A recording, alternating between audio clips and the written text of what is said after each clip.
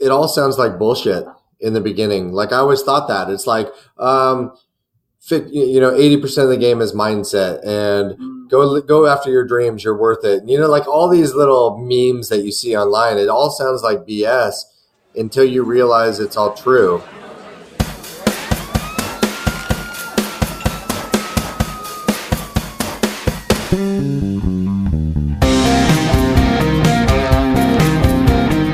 In Napoleon Hill's timeless classic, Think and Grow Rich, he defines a mastermind group as the coordination of knowledge and effort between two or more people for the attainment of a definite purpose.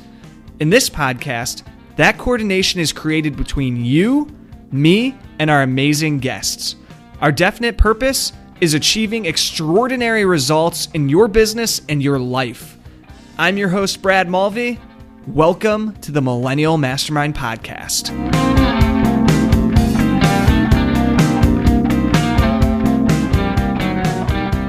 What is up, Millennial Mafia? Welcome back to the Millennial Mastermind Podcast, where it is my honor to interview experts who will give us the tools, tactics, and inspiration to take our businesses and our lives to the next level.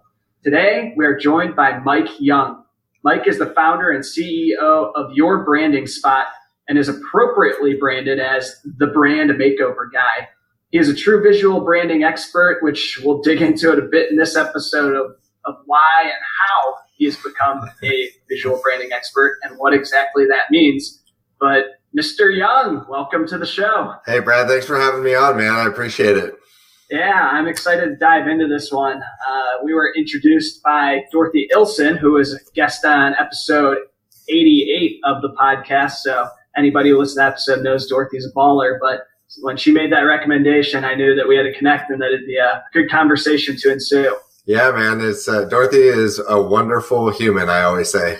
So she's just a good person. So it was even great. We talked the other week briefly, and I could tell we were going to hit it off right away. So it's awesome. Yeah, totally agree. Based on that short chat we had, I knew that we were going to make some magic here. But just to kind of kick things off, can you give us a little bit of background on yourself, a little bit of your journey to what led to you becoming the brand makeover guy?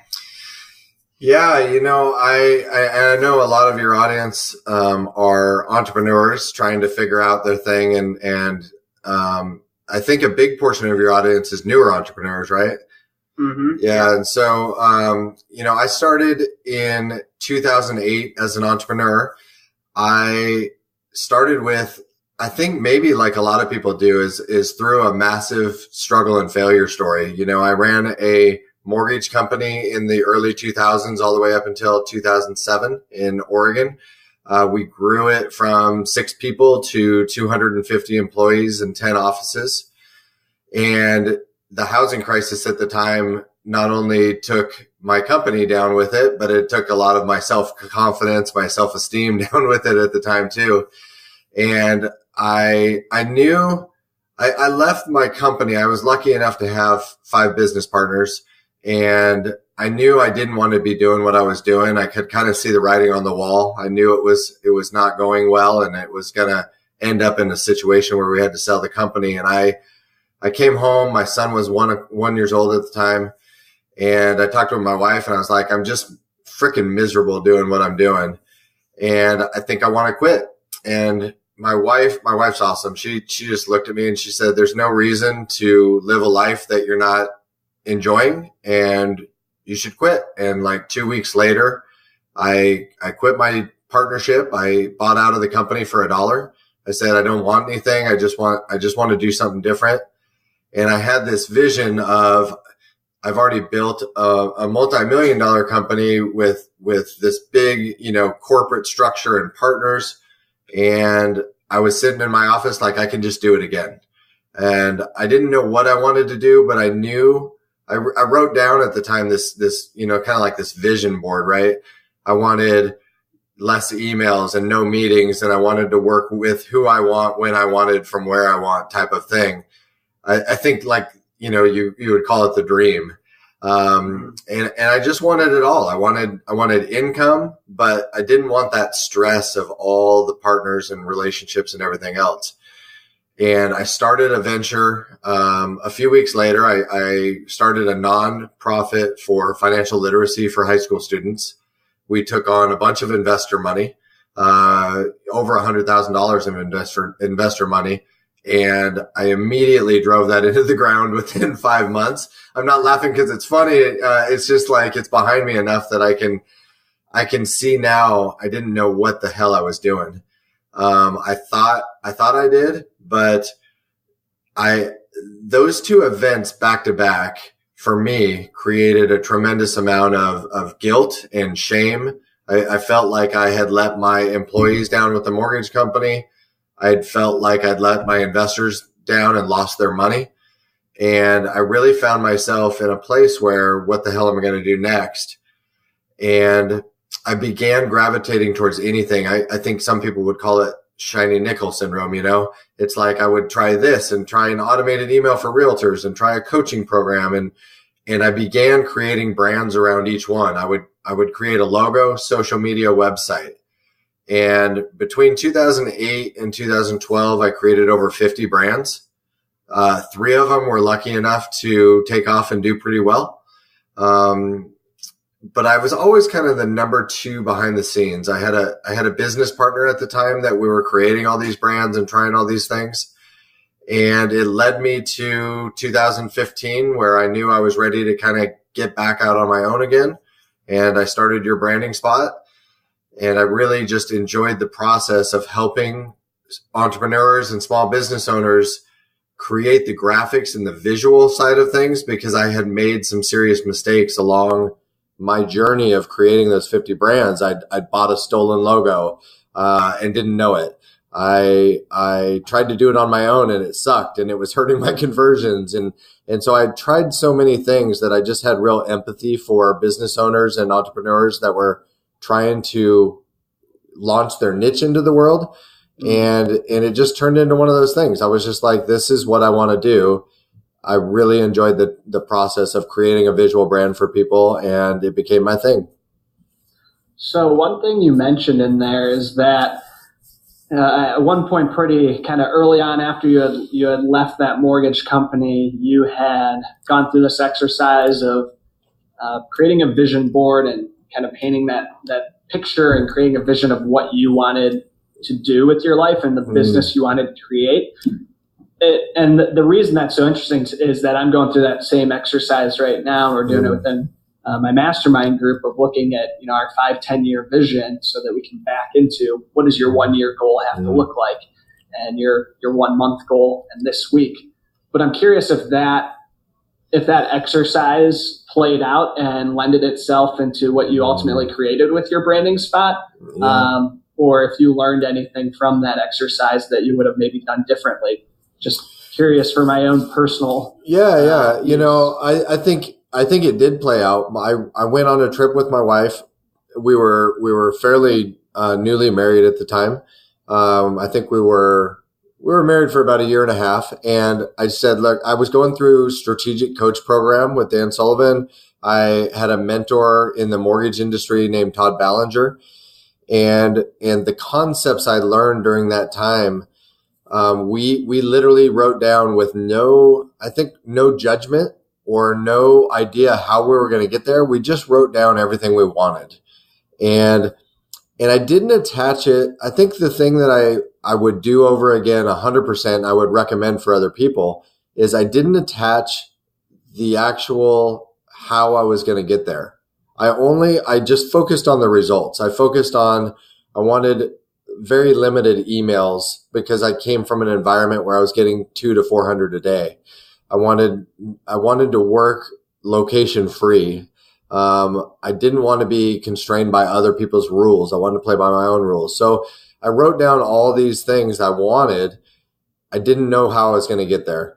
And my old mentor, Todd Ballinger, he taught me a concept of Veritas, which is Harvard's motto, but it's essentially going towards your guiding star and understanding that there's no right and wrong action. It's only rights and lefts. And so I knew where I wanted to go. I was very clear on the end result I wanted. So every move I made along the way was either a move to the right, or it was like closer to my end goal, or it was a mistake, or what people would say is a mistake, and it got me further away. And so I just kept eliminating things that got me further away from my goal and kept adding things that got me closer to it. And I didn't have any judgment. I didn't beat myself up when I made mistakes, because I made plenty. I just kept moving towards where I wanted to be. And a lot of the things have played out. Like I didn't realize, I think the one thing I would say is that human beings are very poor judges of like we attach these things like, in 3 weeks, I'm going to be ripped, or in 3 weeks, I'm going to do this. And I would say that there's no unrealistic goals, but unrealistic timeframes a lot of times. Mm-hmm. And that's the one thing that I would have recognized sooner, because I didn't know it was going to take me almost 8 years to get there.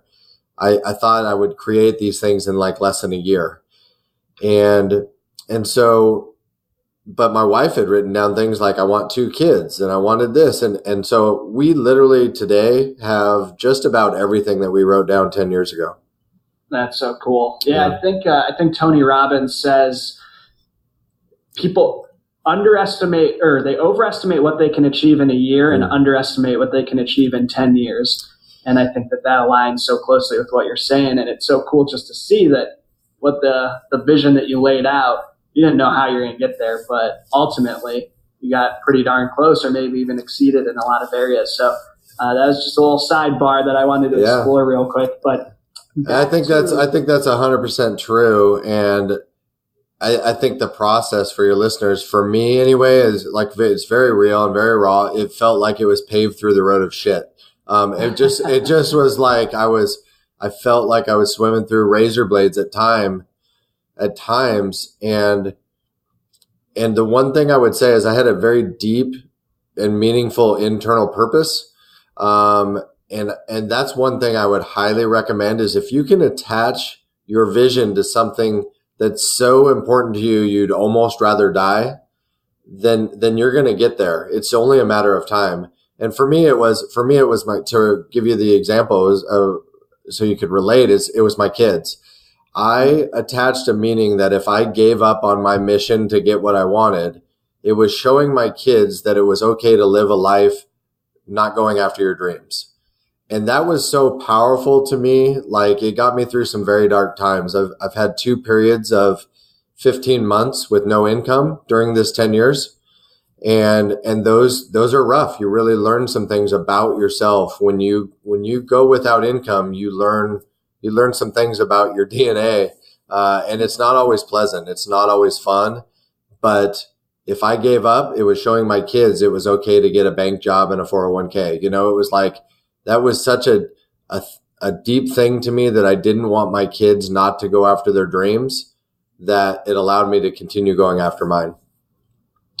Yeah, that's awesome. That's such a cool insight too. So I would love to just kind of talk through maybe one of those experiences of going 15 months without income. And like, was there a certain dark point at one of those where you thought to yourself, you know, maybe this entrepreneurship thing isn't the right route, or you thought about giving up on whatever it was that you were working on, or whatever that vision was, but then we're able to lean on that why and that connection with your kids to pull yourself out of that? Can you just kind of paint that picture for us a little bit? So many times. I mean, just like, it's, I think a lot of times we see Gary Vaynerchuk or Tony Robbins or these, or even, it doesn't have to be that big, but we see people and we perceive them as successful and what we want. And so, especially with social media, we begin telling ourselves this failure story, like all these other people are doing it and maybe I'm not good enough, smart enough. Maybe I don't have the talent. There's so many moments I can think of where I had those feelings, like maybe I'm not good enough. Maybe this is never going to click. Maybe I need to get a job. I even in 2000, and I can't remember exactly, but around 2009, 2010, I took a consulting job. It was for a mortgage company that I used to own. So it was part of my company, and I felt like it was ducking my head between my tail between my legs, or whatever that saying is. But it was, I reached out to these guys, and I was we were dead broke. We had like ketchup and milk in the fridge, and I knew I had to do something different. I took a consulting job with them to help them with their sales and their marketing. And it literally felt like I was giving up on my dreams at that point. I worked for them for about 4 or 5 months. But I knew the whole time, like I knew this is only a means to an end for me. Like I knew it was a Band-Aid solution or a bridge to just get past that moment of complete brokenness. And my wife had gotten a job at a casino in Washington as a bartender. And so for a year and a half, we were working opposite schedules. I saw her on Sundays is what our deal. Our kids were like 1 and 3 and 2 and 4, basically in that range. Our kids were young, and I would watch them in the afternoons and evenings. And then she'd get home at 3 and 4 in the morning. And then she would watch them in the mornings, and I'd go to work. And we did that for a year and a half. And there's just so many moments like that you think maybe it's not going to work or whatever. And that's why I say, like, if you have a deep seated why, like a real one that means something to you, and it can be anything. It just has to mean, like, for me, the way I relate it is like, I would almost rather die than show my kids it's okay to live that life of mediocrity. And so that was tough. I mean, it was tough to go through that for sure. I believe it. And I appreciate you sharing that with us and the vulnerability. And I think it's an important point that you bring up about, especially, mentioning that you did that couple months stretch of consulting where you looked at it as a means to the end. Because there's a lot of people who are listening to this who are probably in a position, or whether it's a job or a business or something, that they just do not love what they're doing whatsoever. But keeping that focus on what is the end goal and treating it as a means to the end, I think is important. To me, for sure. To me, it was just like, it was literally a step in the process. I didn't give up on my dreams. It was one step. Like right now I need to do this to be able to get my cash flow in order a little bit to get back to that next step. And I don't regret it. It was extremely painful for me because it felt like I was selling out during that time. So let's switch gears a little bit and get back into some of your current expertise, which is the visual branding space. I would love to dive in a little bit, kind of what is visual branding, if you could help paint that picture for our listeners, and then maybe talk a little bit about how that might apply to a personal brand. Sure. For individuals who are looking at this not necessarily from the perspective of the visual branding of their company, but maybe of themselves. Yeah. I would say, just to let your listeners know, and like the second period of a big stretch of no income was when I started Your Branding Spot. I knew it was the time I was ready to put myself back out there, and I knew I was going to go through a rough patch. As you start anything, it's going to take time. And when I started, I think that most people think about visual branding. Well, first of all, I would say most people don't think about visual branding. Most entrepreneurs and business owners, they don't even think about it. It's really last on the list for a lot of people. And which I think is rightly so. You have to prove your business model first. You have to know what you sell, how you deliver it, and who you're selling it to. You have to know that first before any visual branding really makes sense. But in a weird mindset shift, a lot of times visual branding's the key to get you to that place. Like, it's almost like you can't do one without the other. And visual branding, what most people, if you say those words, think of is they think of logos, fonts, colors, and websites. Like they think of that. And visual branding is actually a little bit different than that. It's everything a new prospect can see with their eyes to form a first impression of you and determine whether or not they're going to contact you for the first time. And so visual branding is not, to me, it's not about logos, fonts, and colors. It's like that's part of it, but it's about every single thing that they could read, every comment you make online, every single post that you have. And what most people do is they go way too wide with their visual brand. That one moment, and I'll use maybe you as an example, like if you're a podcaster, you'll have a Facebook post about podcasting, and then you've interviewed a guest, and then a week later you have a post about the latest juice craze, or that almost seems like a health coach. And then you have a post that might make it seem like you might be a life coach or a Tony Robbins type of a coach, right? And so what happens with your visual brand is you're too spread thin. And so people don't know who you are and what you represent as a brand, and they get confused. And when people are confused, they don't take action with you. And so the shift for a lot of people is getting so laser focused on what your thing is. I am a podcast for entrepreneurs. I am a visual brander for entrepreneurs, whatever it is, right? Get so laser focused on that. And then everything a new prospect could see should resonate that message.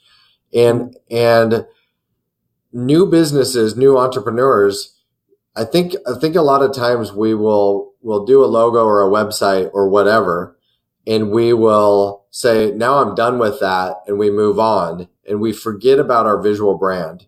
We start taking action and trying to sell things and whatever, but we forget that there's always a new prospect that's running into you for the very first time.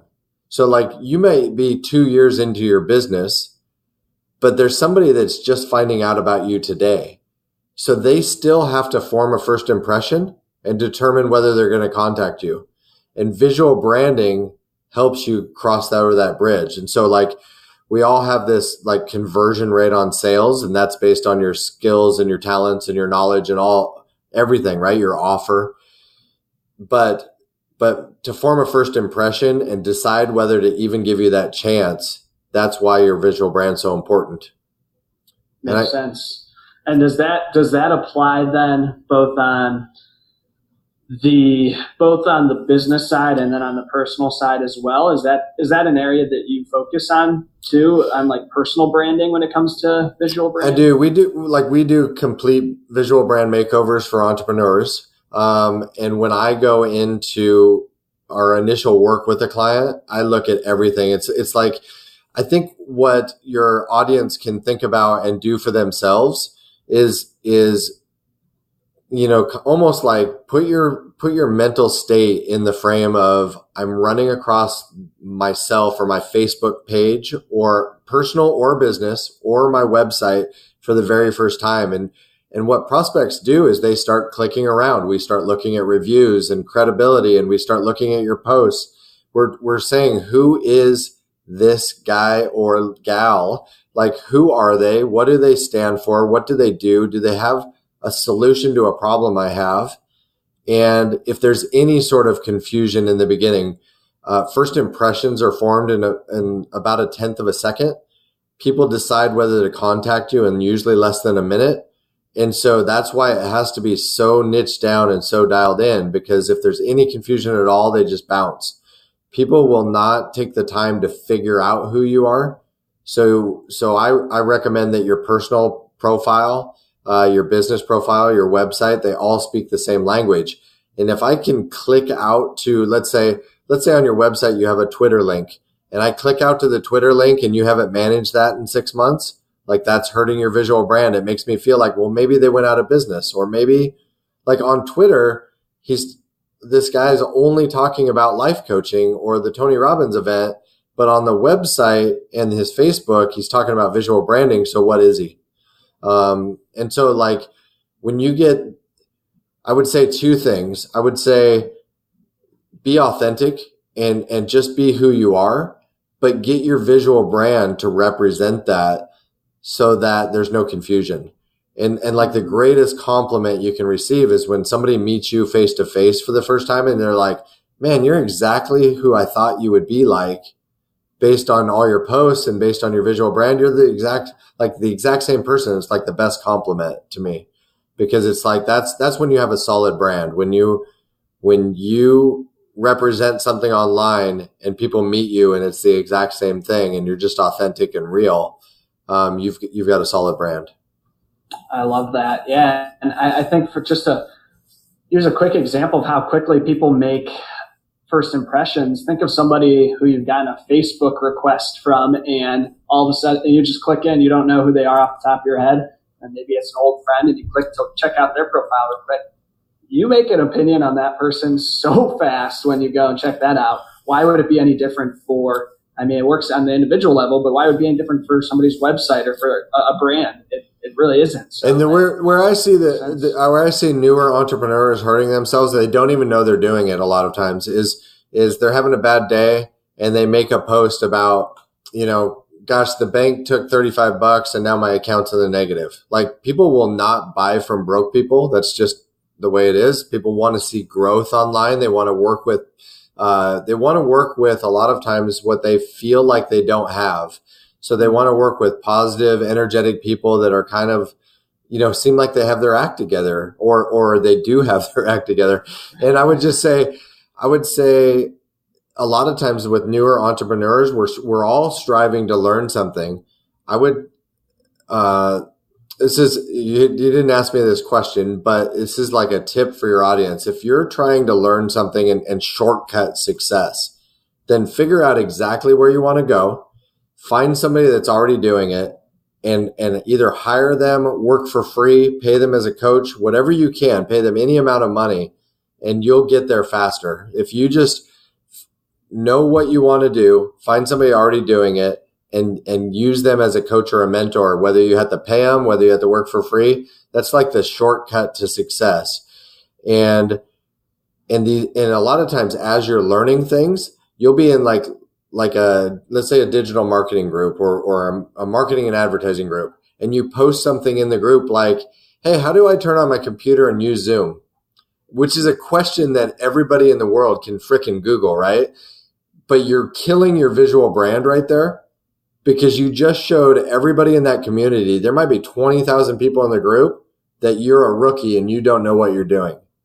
And so I would say surround yourself with like-minded mentors and people that surround yourself with as many people as you can. It's usually like 5 to 10 or 12 person mastermind kind of group that you guys are feeding off each other, that you can ask those questions privately, so that you're not destroying your visual brand by saying, literally online, I don't know what the hell I'm doing and I'm a rookie at what I'm doing. And like, people are not going to buy from you because they look at that stuff online nowadays, and we can easily see this person is very clearly within the first couple months of their business, but they just had a Facebook post that makes them seem like they're an expert, and there's a disconnect there. And it's just like a well-trained dog. We can sniff it out really quickly, almost subconsciously. And we won't even be able to tell you why we're not buying your product or service. So for anybody who's listening who, wants to start taking some action on this episode today, they want to, turn off their iTunes and just start working on their visual brand. Are there any small things that people can start doing right away to say it's somebody who has kind of start to build some sort of personal brand just on Facebook, on social media, of really what they're trying to portray themselves as? Any small tips or tricks that they can start doing today to take action on that? Yeah, there's a million. I would say first you need to have some semblance of what you want to represent. And that's like your brand strategy. So what do I want people to think when they run into me for the very first time? And then put yourself in a new prospect's shoes and start clicking around everything you can find on your Facebook or your social, on your website, and anything that is on there that doesn't represent you the way you want to be represented, or might make you look weak or out of position with what you want them to think about you, then remove it. So like, that's kind of like this visual brand audit. It's like, I do it about once every 60 days, because especially if you're a massive action taker, it can get out of alignment really quickly. And you'll have a post about, I'm selling this product for $97, and maybe 60 days later you've transitioned to only a $1,200 package. And so within 60 days, you've got these posts about 97 and you want people to only know about your 1,200. You've got to remove all the old stuff. I would remove any post that has anything to do with struggling or trying to figure it out or being broke. People don't connect with that. I would say on your website and the graphics, if we go into the graphics side of things, you don't need to spend a ton of money until you've proven your business model. I would even argue spend the least amount of money until you've proven your business model. But once you know exactly who you sell to, and the way to understand if you've proven your business model is like, I consistently sell to the same type of person. I deliver it the same way, and they're consistently referring me and giving me 5-star reviews. Like that's a proven business model. And that's when you kind of go all in with your visual brand, hire a professional, spend $5,000, $10,000, $15,000 and do it right. But until then, spend the least amount of money, but you still need the logo and the website and the graphics to look presentable. So I would spend some money, if you can't do it on your own, to get it to look the part, because that's another subconscious trigger with people is we go to a website and we see that it kind of looks like you put it together on your own. And it makes us feel subconsciously, the conversation nobody will admit to you is you're thinking, how successful of a podcaster can this person be? Or how successful of a florist could they be? Because they don't have enough money to build a website that looks decent. And so that's the connection, is they think you must not be that successful because you don't have extra money to at least make your website and your stuff look attractive. Yeah. No, that's right. As you say this, I'm like freaking out a little bit. I'm like, oh shit, I need to go to fix my website right now. But this is super helpful stuff, Mike. One other question I want to ask you before we wrap up here is, so you've had this pretty kind of wild 10, 15-year journey. You put together that vision board, and a lot of those things have started to come fruition 10 years later, and it took a little bit of a windy road to get there. Is there one piece of advice that if you could hop in a time machine and go back and talk to yourself, we'll say maybe 15 years ago, while you're still working at that mortgage company that you own, you still were a part owner there. Is there one piece of advice that you go back to give yourself at that stage in the game? I'd say there's two things, and I've kind of already mentioned one of them. I would say the first one that I haven't mentioned is understand that you're worth it. That everybody's worth living the life that they want to live, and have self-confidence in yourself that you can get it. Because I spent too many years beating myself up over things I couldn't control. I spent a better part of 5 years. Literally, my mental self-talk was just extremely negative. I had tremendous doubt and shame and resentment around my mortgage company failure and stuff. So just step one is understand that a lot of this is in your mindset. And if you can feel like you're worthy and love yourself and feel like I'm worth having success, like nothing else will matter, and it literally won't happen for you until you make that choice that you're worth it and that you love yourself. And it's okay to allow $50,000 months or $70,000 or whatever your number is. It's okay to allow that to happen because you care about yourself. The second thing I would say is that determine exactly kind of what your vision is and where you want to be. And I would hire a coach and a mentor much, much quicker. It took me a long time to reach out for help. I was always trying to do it on my own. A lot of that was because I did have the self-worth issues. So like, if you feel like I am worth it, I love myself, I'm worth having the life of my dreams, then figure out where you want to go and go find some coach or mentor that's already doing that and shortcut your learning curve. So those two things, I think. Yeah. I think especially the mindset stuff is huge. I hear that a lot from guests on the show, but also the coaching aspect and going and find somebody who's done that. Whether it's a coach, a mastermind group filled with individuals who are a level ahead of you. Those things just keep coming up over and over with different guests on this show who have reached a decent level of success in their own lives, however they define that success. And so I would say for your listeners is like, it all sounds like bullshit in the beginning. Like I always thought that it's like, 80% of the game is mindset and go after your dreams. You're worth it. Like all these little memes that you see online, it all sounds like BS until you realize it's all true. And it's like people are very creative, especially when you have self-confidence issues or self-worth issues. I spent over $200,000 on online programs and events and trainings and seminars. It was all this creative way to mask my fear of putting myself back into the marketplace. And so people get really creative in the ways that they mask their own fears. And that's why having a mentor, like I struggled for so long to figure it all out. And within 6 months of hiring coaches and mentors, like I got to a place where I hired a whole bunch at the same time. I was just sick of it. I was like, I'm sick of it not working. And I hired a whole bunch of mindset mentors, a brand strategist mentor. I hired a marketing and advertising mentor, and it got fixed within like 6 months. So it was like 6 years of struggle that all got fixed once I just hired the mentors and coaches to help me out. It's crazy. Yeah, that is wild. Well, Mike, I just want to first of all say thank you so much for taking the time today to join us on the show and share some of your background, your history, and some of what you learned and some of the cool things you're doing today. If anybody wants to learn more about you or your branding spot, anywhere that you point them to learn more online? Yeah, you can follow me on my personal Facebook, Mike Young, Your Branding Spot, yourbrandingspot.com is our website.